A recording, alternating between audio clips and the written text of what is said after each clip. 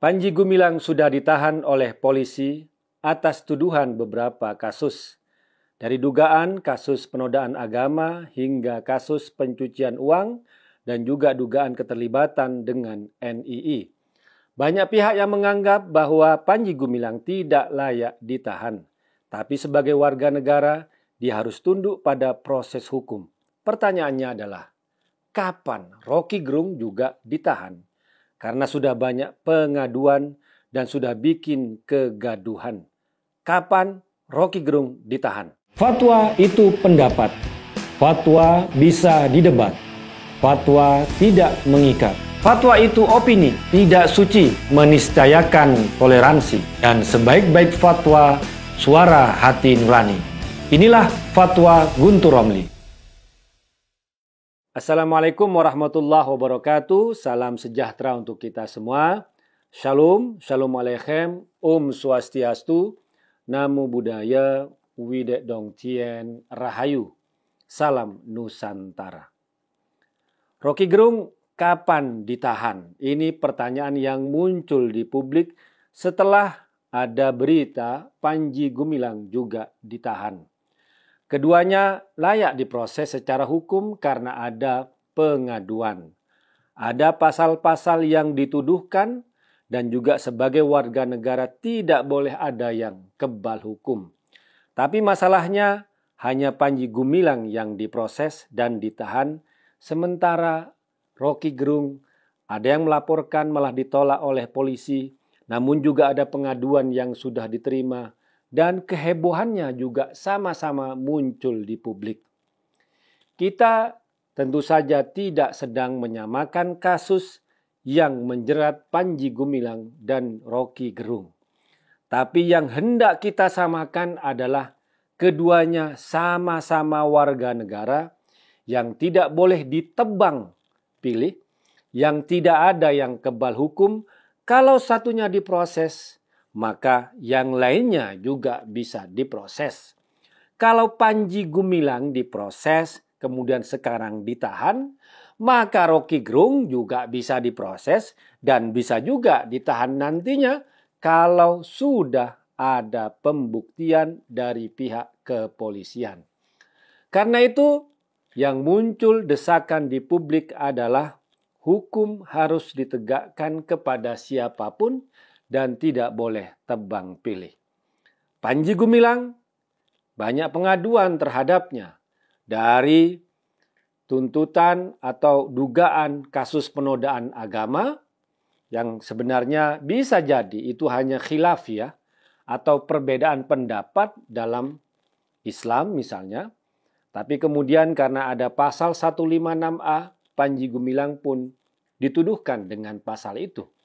Kemudian ada pasal yang lain misalnya soal kasus pencucian uang atau sejarah keterlibatan dugaan Panji Gumilang dengan NII, Negara Islam Indonesia, dengan DITI, dengan Darul Islam dan Tentara Islam Indonesia. Ini terkait masa lalu, ya tentu saja Panji Gumilang tidak bisa lari dari masa lalu. Kalau di situ ada pihak-pihak yang dirugikan, maka kasus-kasus pidana, dugaan-dugaan pelanggaran terhadap hukum bisa dijeratkan kepadanya. Dan demikian juga Rocky Gerung. Ucapannya yang mengatakan bahwa Presiden Jokowi itu bajingan tolol merupakan ucapan yang jelas-jelas adalah penghinaan. Tidak perlu ahli pidana. Tidak perlu ahli bahasa untuk mengatakan, untuk membuktikan bahwa ucapan Rocky Gerung itu merupakan penghinaan, merupakan pelecehan. Apalagi yang dilecehkan adalah presiden kita semua, Presiden Republik Indonesia, yang dicintai oleh rakyat Indonesia. Karena itu, ucapan penghinaan pelecehan kepada seorang presiden tentu saja akan membuat kegaduhan, akan membuat kericuhan karena reaksinya dari warga, dari rakyat Indonesia juga akan bermunculan.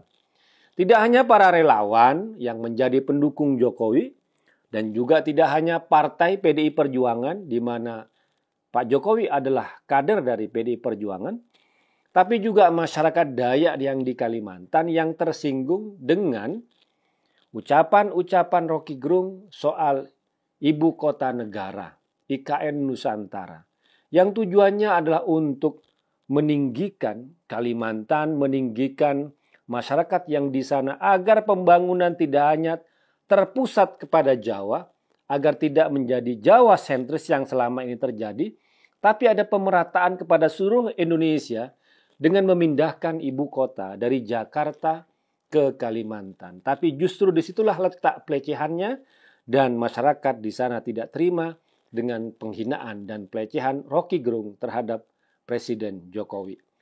Ya, tentu saja Presiden Jokowi akan meresponnya sebagai seorang yang rendah hati, seorang yang hanya fokus bekerja dengan menganggap bahwa itu hal yang kecil. Tapi dampak dari ucapan Roky Gerung itu membawa kegaduhan, membawa kericuhan, membawa malapetaka, karena kalau itu dibiarkan, maka bangsa ini akan terbiasa dengan penghinaan, dengan pelecehan, bukan dengan kritik.